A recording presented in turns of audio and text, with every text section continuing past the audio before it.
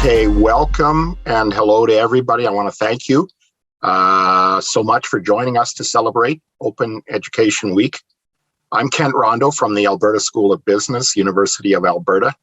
I'm very pleased to introduce this session titled The Middle of the Open Road. Our presenters today are Dan Cockcroft at Athabasca University, Josie Gray at the BC campus, Alexander and Curley at Colecto, and Emily Carlisle Johnson at Western University. So let's all say welcome in the chat or with a Zoom reaction, or wave in your camera if you need to or want to as they get started. So I guess we're on our way. Thanks for that great introduction, Kent. So before we get started, we'd actually like to take the opportunity to situate and reflect on where we are speaking from. So as Kent mentioned, I'm Dan Cockcroft. I'm the OER librarian at Athabasca University. I'm facilitating this panel today. So personally, I'd like to acknowledge that I'm on the traditional territory of the Comox, Coast Salish, and Timucua peoples. I honor the ancestry, heritage, and gifts of the Indigenous peoples and give thanks to them. Josie, would you like to go next? Sure, thanks. Hi, everyone. My name is Josie Gray. I am a white settler of mixed European ancestry, and I live and work on the traditional and unceded territories of the Lekwungen-speaking peoples, now known as the Songhees and Esquimalt nations, and the territories of the WSÁNEĆ people. And I've been an uninvited settler here on these lands for 8 years, and I'm very grateful for the time that I've spent here. It's where I completed my undergraduate degree and where I started my work in open education, and also where I completed my master's degree while studying from home during the pandemic. As mentioned, I work for BC Campus on the open education team as the manager of production and publishing. So as such, I'm closely involved with supporting the creation and adaptation of open educational resources and do a lot of work related to accessibility. And I'll also be bringing my perspective as a former student to our conversation today, as I did experience open pedagogy as a master's student, and my major project explored questions of openness and knowledge equity. Emily, would you like to go next? Yeah, sure. Hi, everyone. Thanks for being here. I am a research and scholarly communications librarian at Western University, which is located on the traditional lands of the Anishinaabeg, Haudenosaunee, Lenape, and Chinooktun nations. Here, I was a student I did my master's degree here for several years, and now in my work as a librarian, I support open publishing, which informs a lot of the work that I do to support faculty and students with open pedagogy as well. Alex, would you like to go next? Sure. So I'm Alex Inkerly. I'm in Tiohtià:ke, also known as Montreal, which is the traditional unceded land of the Kanen'kehá:ka people, part of Haudenosaunee. And I grew up here, so I've been a non-invited guest as a settler of European heritage. My father is actually from Switzerland for 49 years since my birth. And I did study here, and I did experience open education mostly as a teacher. So I taught for 20 years in universities in the US and Canada. And I tend to focus on open pedagogy in many ways. So we'll discuss that, obviously. So our topic today is the middle of the open road, or an exploration into the pedagogical advantages, disadvantages, ethics, and considerations in response to the question, how open should open pedagogies be? So maybe a great place to start this discussion is personal perspectives and experiences with open pedagogy. Emily, what is open pedagogy to you? Thanks, Dan. I like that that we've worded this question to you, because I realize that there are a lot of different definitions of open pedagogy and not necessarily any sort of agreed upon definition. So for me personally, I tend to gravitate towards the definition that's provided by Abby Elder, who is a librarian at Iowa State University and who has written an OER starter kit. And there is a chapter in there on open pedagogy. So I'll loosely paraphrase the definition that's provided there, which basically says that open pedagogy is a series of practices that involve engaging students in a course as creators of content and knowledge through the development, adaptation, or use of open educational resources. So basically, to me, when I think of open pedagogy, I see it as a practice or an approach where students are treated as creators of knowledge and information rather than just consumers of knowledge. So that is my answer in short. Alex, let's have you go next. Okay. To me, I tend to be fairly radical about this, I guess. But to me, open pedagogy goes all the way to who decides what counts as material to be taught. It's not free for all. There's actually a distinction in French between free and open pedagogy itself since the 60s. And free pedagogy in that sense, like libre, can be really wide, and it could be free for all. But in this case, open pedagogy since the 60s can really be basically negotiating what is the knowledge that we want to create together and what counts as knowledge to be taught. I think it can go all the way to that, not taking for granted that traditional knowledge shouldn't be taught or should be taught a certain way. Josie, how about you? I think kind of very similar to what Emily shared.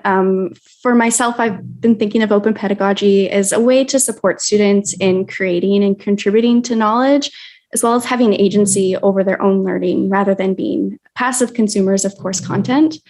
So with open educational resources, we are considering who gets access to knowledge and working to increase that access by sharing open educational resources for free online. And with open pedagogy, we are considering what role learners can play in shaping and contributing to knowledge, and kind of see it as a way to empower learners to contribute to their own learning as well as that of those around them. So it could mean leveraging open licenses so that students can customize and add to and complicate their course learning materials. It could also mean giving students option to do coursework that has giving students options to do coursework that has relevance and can be shared beyond the learning management system, or just bringing them into the design and approach of the course itself. Definitely. I love how there's so many different perspectives on this. That's great. There's a lot of flexibility about what open pedagogy is to different people. But why might we use open pedagogies?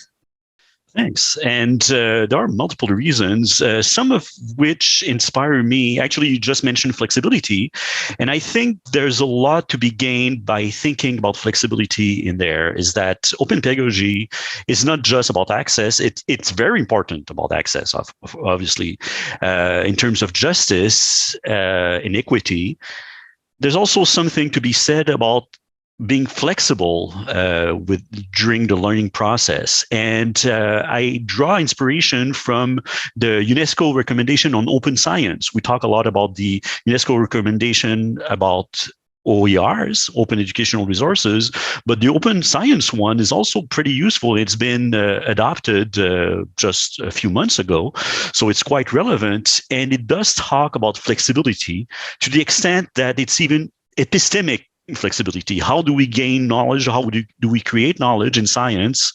It can go all the way to redefining that. So using open pedagogies it's a way also to be more flexible about, as I was saying, about what can be learned or taught as knowledge to be taught. But it's also about justice, and in this case, epistemic justice, that different knowledge systems can be worthwhile. We might decide that together in some ways, not imposing a certain way. So it's opening up to different knowledge systems, including some that have been underrepresented for hundreds of years, and which leads to pedagogical inclusion. It's a large trend across the world these days to be as inclusive as possible. And there's been a whole controversy about learning styles and such.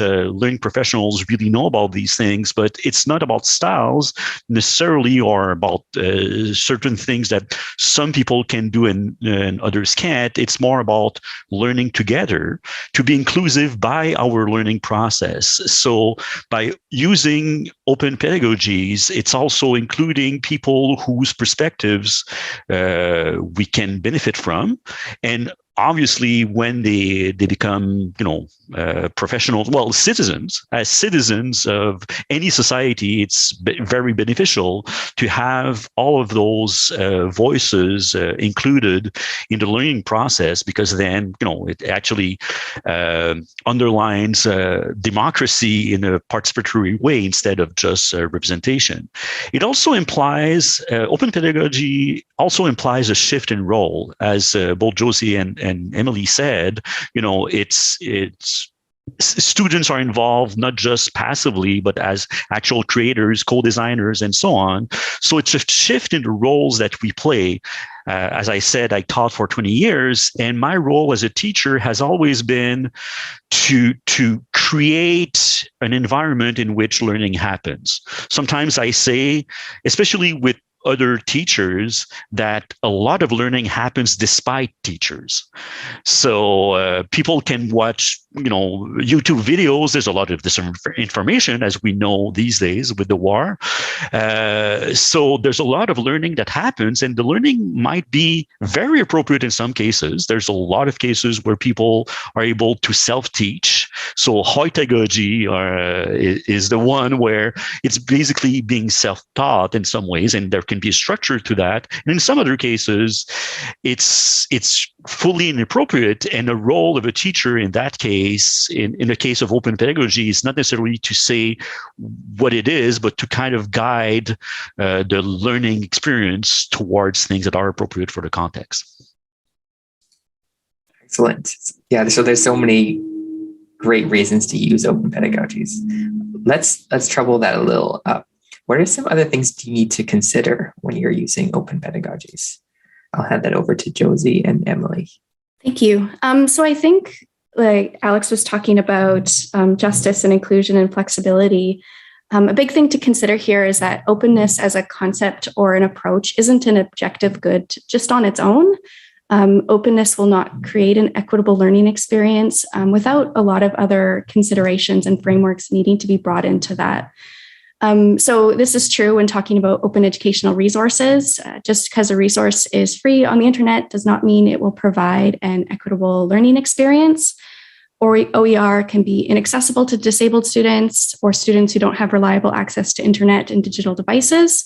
In addition, content within these resources can reproduce systems of exclusion, domination, and bias like racism, sexism, transphobia, etc. And access to internet and digital materials and the accessibility of digital platforms, all of those things are relevant when exploring open pedagogy as well. Many open pedagogy approaches make use of digital spaces and tools. So paying attention to access needs and providing flexible options is super important. In addition, openness is not always appropriate, and it has a potential to do a lot of harm, especially done without consent and paying attention to context. So it's important to consider what the value of openness is versus the potential risk, and for students to be fully informed about those things. So for example, Tara Robertson gave a talk at OpenCon in 2017, where she talked about who is missing in conversations about openness. And she shared a story of an out-of-print lesbian porn magazine that was being digitized and shared under a Creative Commons license without the consent of the models who are pictured in the collection.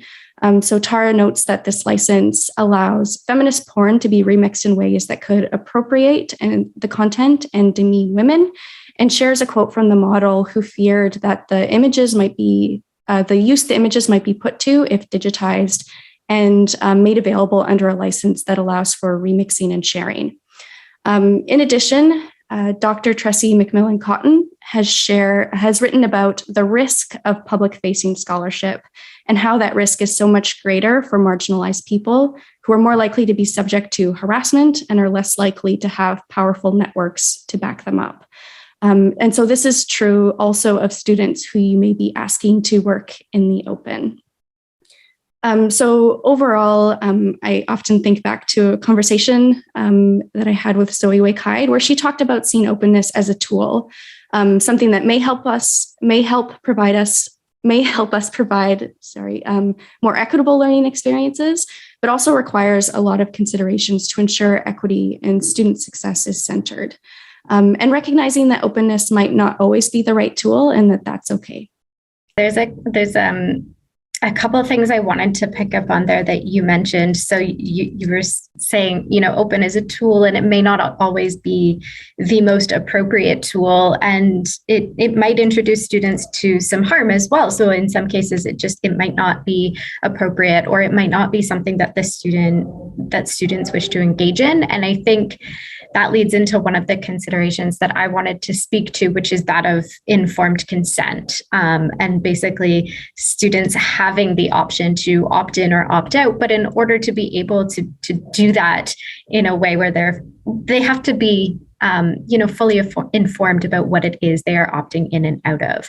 So in particular, if we're talking about open pedagogy as potentially releasing their works openly, then I think students need to have the knowledge of what it means for their work to be open.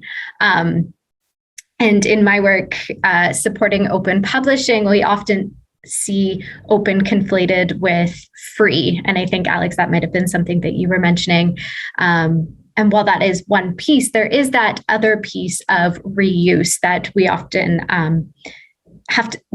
that often requires education and a bit more understanding. So reuse, as in, what does it mean for their work to be reused? What are the different ways that their work might be reused? So there's a real opportunity here to teach students about what it means for something to be open and openly licensed. And what are the options that they have to license their work, for example, in order to have it be reused in the ways that they might want it to be reused. So I think in order to really equip students to be able to consent to open or to opt in or opt out, there has to be that education that happens up front around licensing and the different ways that their work might be reused. I think one of the other things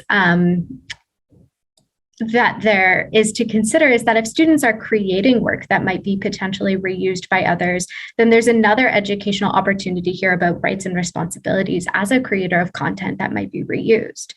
So the rights are sort of what I was just speaking to in terms of being able to decide whether they want their work to be made open and reused and how, but also responsibilities as a content creator, which is respecting the ways that others have put their work out into the world and some of the ways that others have indicated that they do or do not want their work to be reused. And so again, I think maybe this is my bias from my position as a librarian, but I do think that there is another educational opportunity there about some of the ways to reuse and credit other people's work so that when they're putting their work out into the world, potentially that they have entered the conversation in such a way that they're respecting other people's work as well. So just a couple other considerations that I wanted to add to what Josie had said.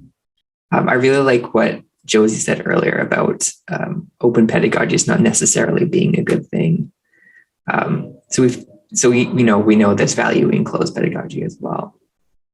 We've talked a bit about the value of using open pedagogies. We've talked about the risks inherent in that process. What about using them together? Can you use open and closed pedagogies together?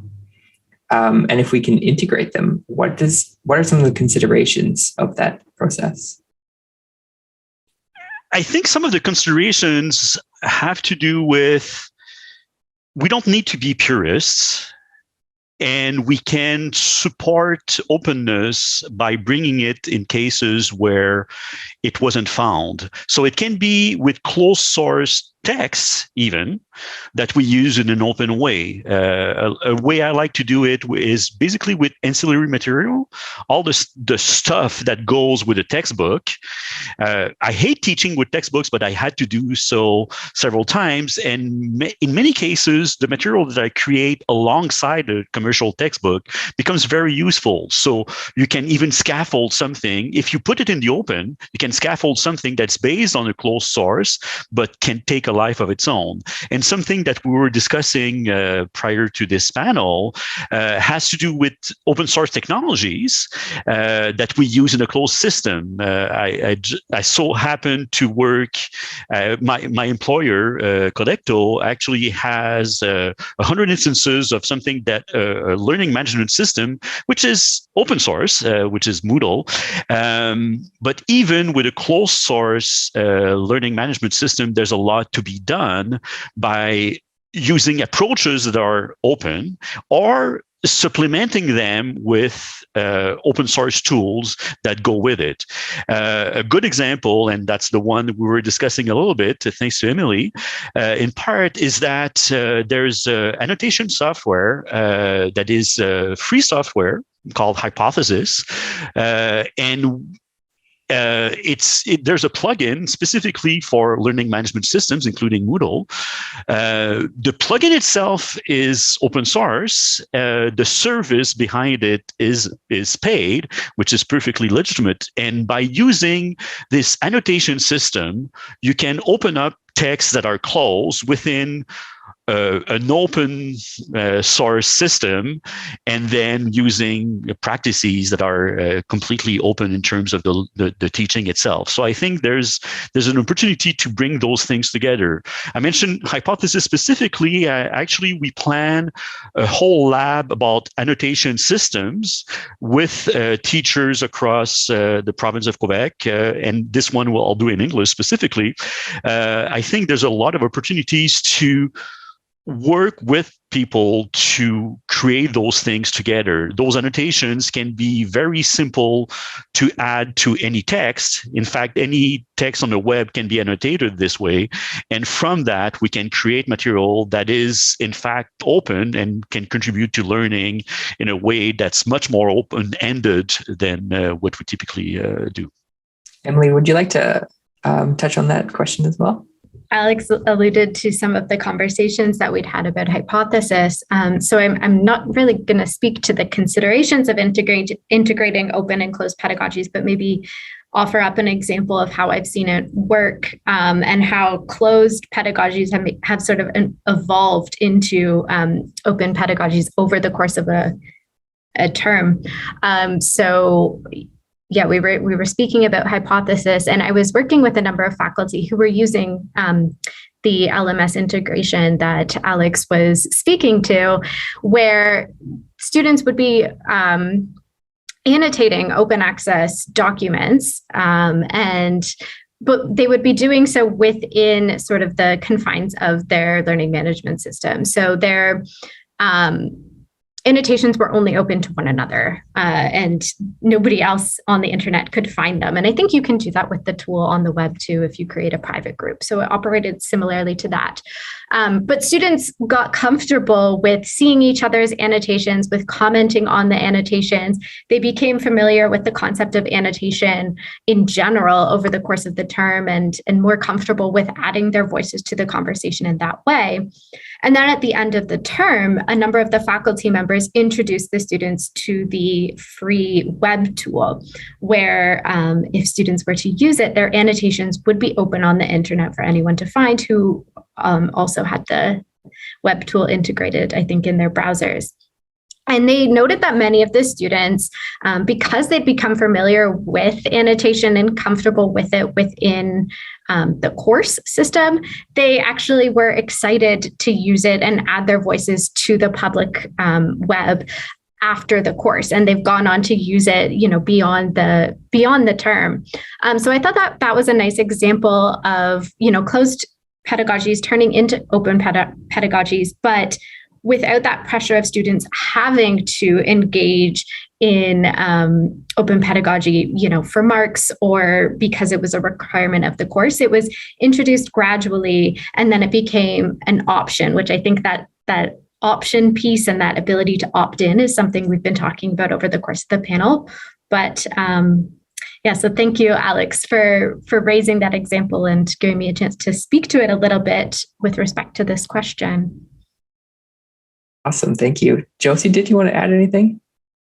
Awesome. I think just maybe some general questions to wrap up this specific question.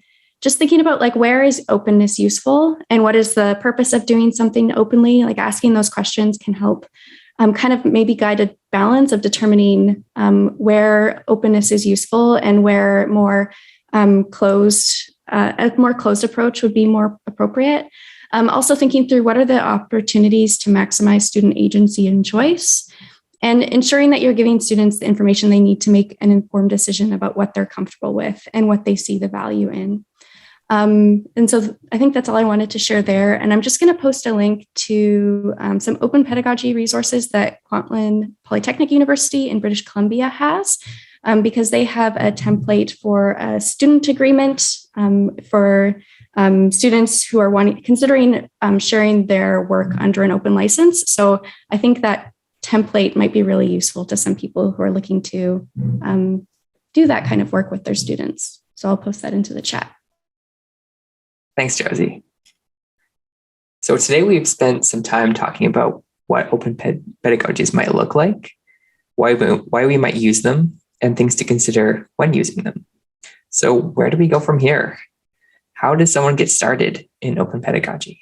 I might go a little bit more high level than this, or That's high great. level, and rather than providing any examples, and hope that maybe my fellow panelists will jump in with some more concrete examples. But I think for me, just that conversation that I was sort of alluding to earlier about what it means to be open, but also what it means to be a creator of information and what rights come with that. Having those conversations where students are creators of information, whether it's within their course or whether it's, outside of the course, in, their lives outside the classroom, they are creating information. And so what are their rights as a creator of information? How can they make their work available? What are the options that they have? And if they are making their work available to people, how can they indicate that others can reuse it? So I think it comes back to maybe some education about Creative Commons licenses as one part, but also what avenues do they have available to them to make their work available and seen and viewed by others. I think that's a valuable conversation to have, and even without maybe introducing something more concrete in the classroom, gives students some of the knowledge that they might need so that when that term ends, they know what options are available to them. They are maybe equipped to engage in open after the course of the term. So that might be one place to start, but I'll let my fellow panelists maybe offer some other examples. No, I think that was a great way to start for sure. Thank you. How about Josie? How would you suggest someone get started in open pedagogy? Sure. So I think my suggestion would just be to kind of explore what other people who use open pedagogy in the classroom are doing. And so a great place to do that is the Open Pedagogy Notebook. And that's a site where people share their experiences, their assignments, their thoughts related to open pedagogy. It also is a really great discussion about the question of what is open pedagogy by Rajiv Jangiani and Robin DeRosa. So that site is a wealth of resources and kind of can give lots of concrete examples of different approaches and different experiences that people have had. Fantastic. Thank you. Alex, what would you like to add? So one way I like to do it is to prototype with learners. We talked about co-creation, and the idea there is that we're not forcing it. And it was very important, as Josie said, about informed consent. It's very important to ensure informed consent that it's really informed.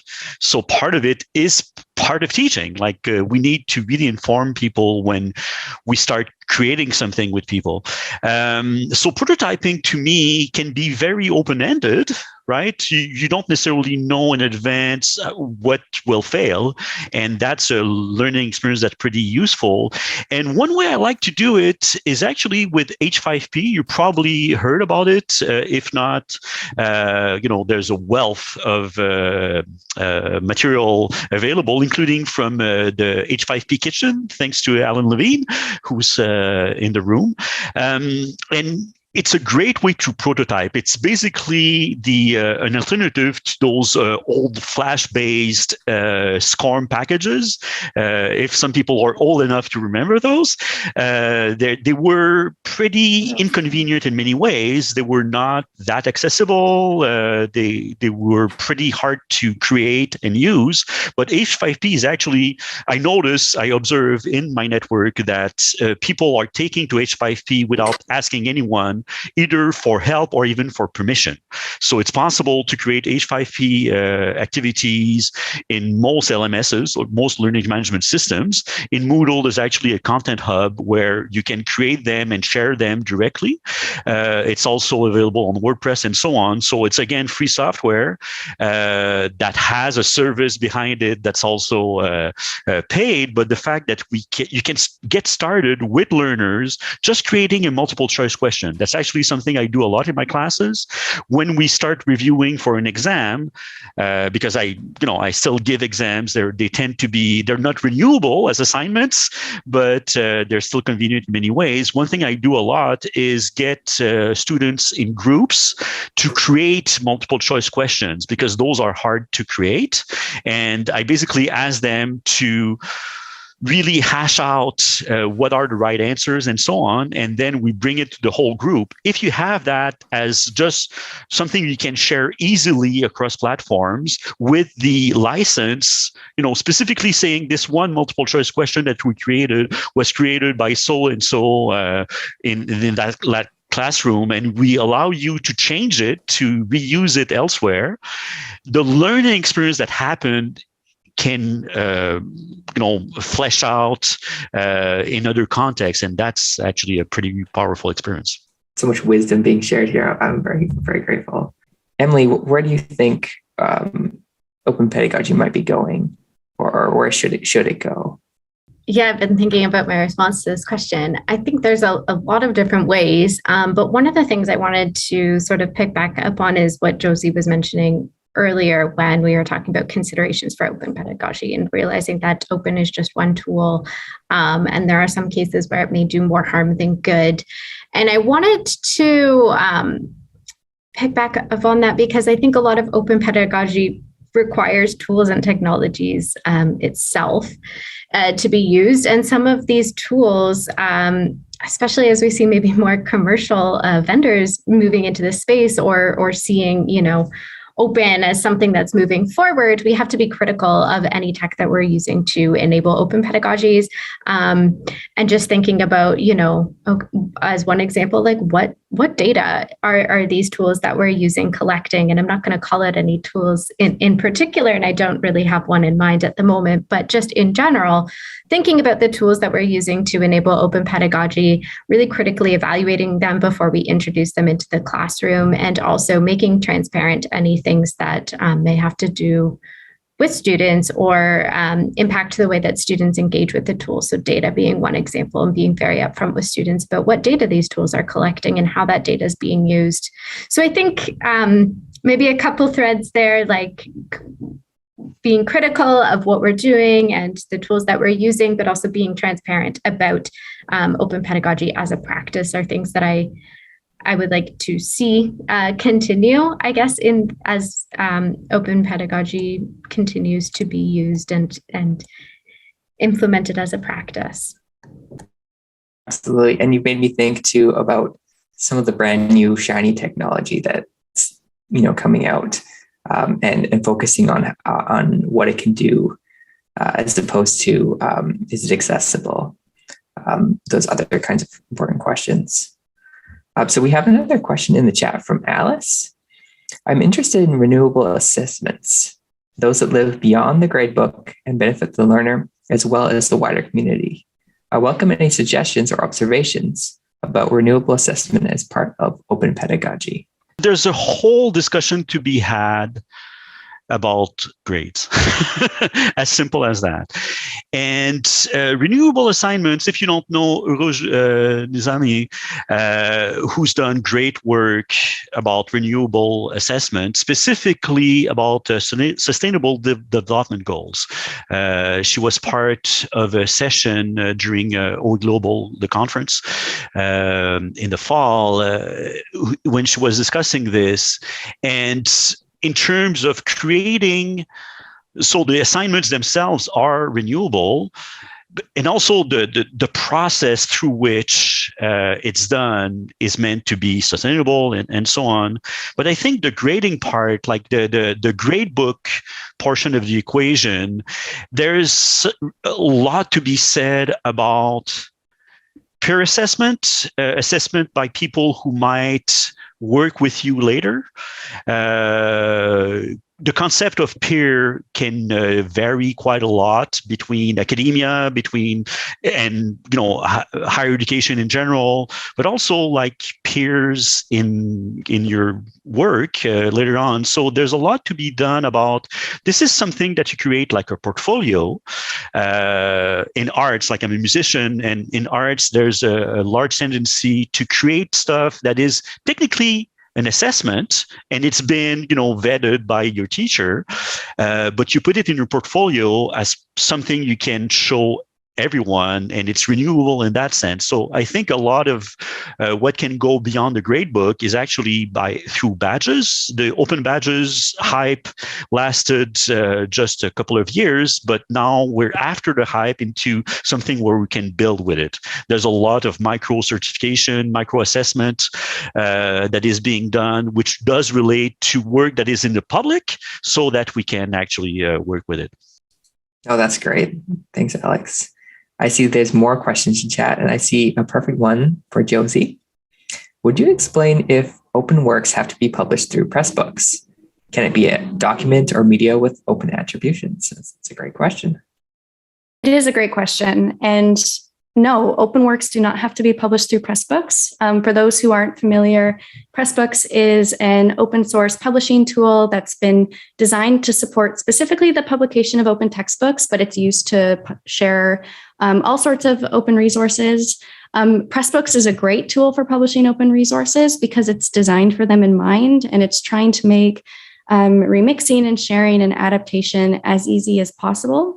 But you can publish open resources in any type of platform, really. The main thing is making sure you're indicating that it's an open resource, that it's available to people who might want to use it. And like a big part is also providing an editable file. So if someone does want to remix it, they have the option of doing that. So people create open resources in Word documents and Google Slides and on standalone websites. There's no really like format or platform that's specifically required to create an open resource.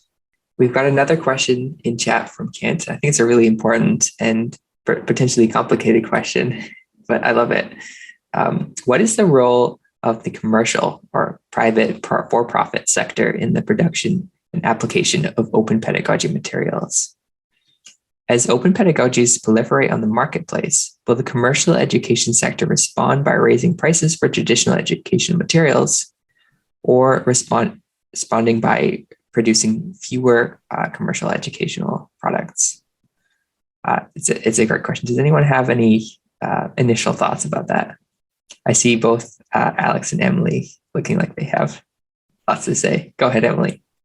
Yeah, Alex, we can both take this question. I mean, I don't have a ton of optimism when it comes to the role of the commercial sector in working in the open pedagogy space. I think their model is for profit. So many of the values that are at the root of open pedagogy and that we'd like to see continue and remain at the root of open pedagogy, like inclusivity, and equitable access are not things that are at the forefront of commercial business models. So I am always skeptical when I see commercial vendors sort of pushing an open agenda. I think many times that results in open washing or calling something open when really it's not, or maybe that's, open is only part of it. So I think we have to be careful when we engage in maybe things that commercial vendors are pushing as open.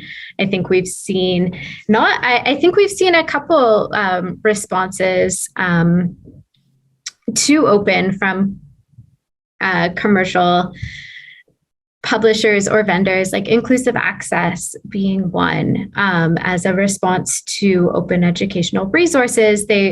Many publishers have introduced Inclusive Access as something that they're saying, well, this is a model that's solving the problem of the lack of affordability of open resources, when really it's not as great of a solution as it's maybe being introduced as. And I can drop a link to a site that speaks about Inclusive Access that I believe was developed by Spark, if that's something that you're interested in learning more. But I think that is one sort of response that we've seen that's maybe not as good as it's being presented as.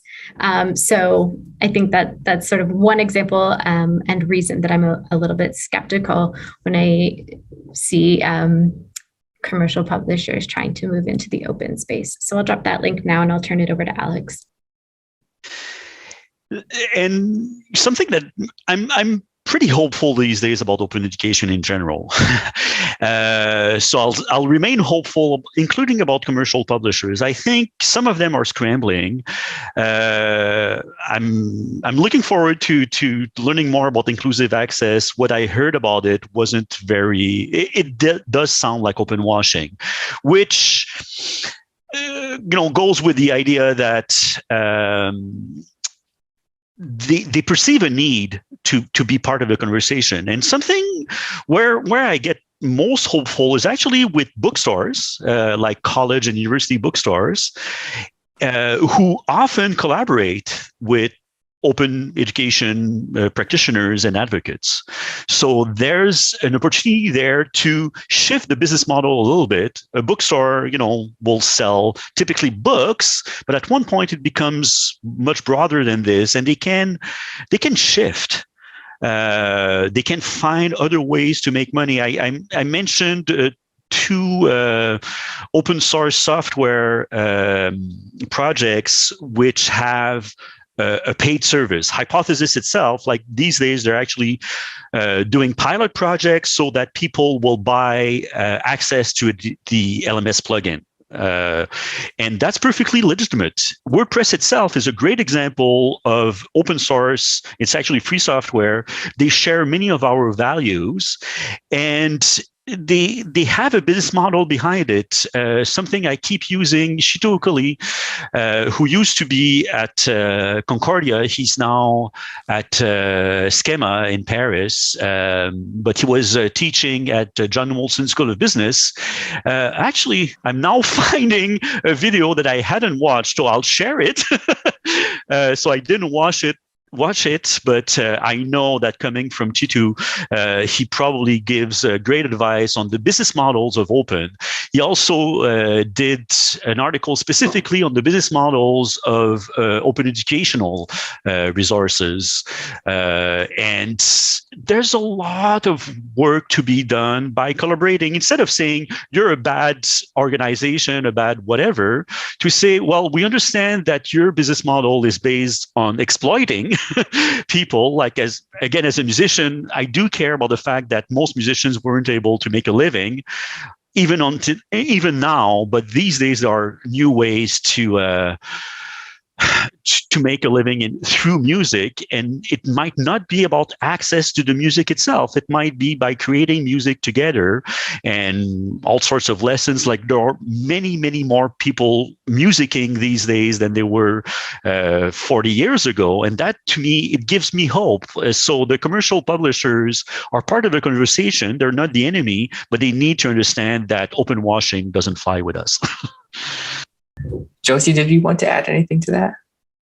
I think the only thing I would add is like when we're thinking about open pedagogy, I think that's something that's much harder for commercial publishers to co-opt because it's something that's really at the agency of and like the design of instructors to be able to implement in their course.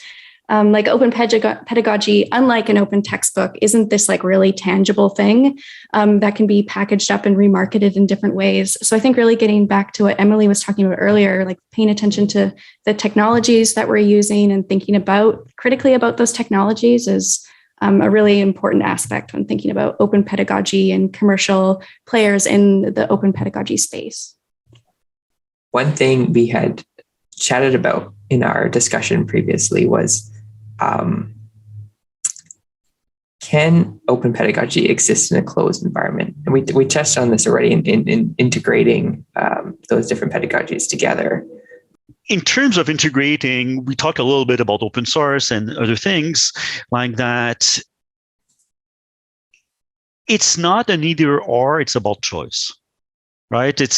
I think that's part of our message here is that, well, to be perfectly frank, there is some people in this space, and I love everyone in this space. Some people probably do it out of virtue signaling, right? There's a little bit of the, how can you advocate against being open? Like open is good, as Josie said, like it's not so simple. And I think there's a lot of room to scaffold, as we can do with commercial textbooks and then creating material that goes with it, but also to provide alternatives that go in other directions, including with the whole community. That's something that the whole movement is, I think, ready for. So in terms of where the movement can go from here in terms of open pedagogy, I think it's outside higher education. I think it's underground in the community itself, especially local communities. So makers are doing a lot of that. And they have not only discussions about I'm using something that is closed, but I'm doing something open with it. Like they will take a toy and take it apart and do like circuit bending is using them as musical instruments afterwards, right? It was technically closed, but they opened it physically. So not only do they have discussions, but they actually do the thing where it's bringing together open and closed at the same time. And it can be actually fairly comfortable, again, if we give choice. It's not saying this is the only way to do, like providing choice of the material we use or providing choice of which topics we will address during a semester. And the same thing when we do public education, like really in cafes, it can be like that. It can be integrating different needs, including those who are less in the open, but can be brought to be more open. All right, thank you. So we have about 3 or 4 minutes left. We'll probably have time for one more question. There it is. Perfect. Thank you, Kathy. What do you think are the most promising technologies or apps that best support open pedagogy beyond H5P and WordPress for OERs? It's a great question.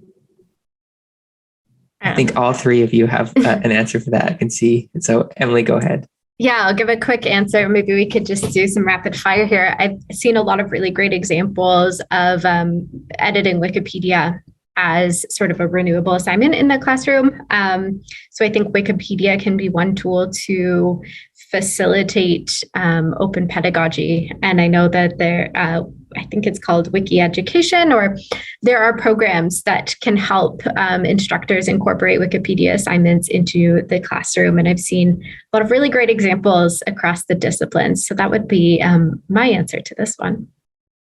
There's so many incredible student work being produced on Pressbooks.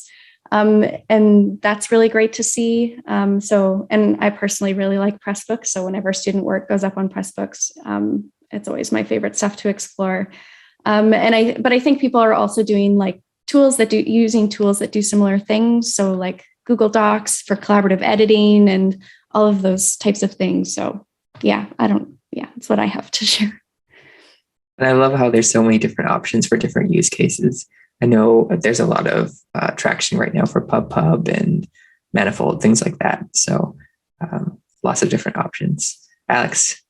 Yeah, and then you had pointed out the fact that we're talking about those alternatives. There are also platforms like Manifold and PubPub. And in PubPub, there's actually the Data Feminism book that's just tremendous. I'll send a link. My answer in terms of tech, it's one that might not be expected, but it's actually tech. It's linked open data.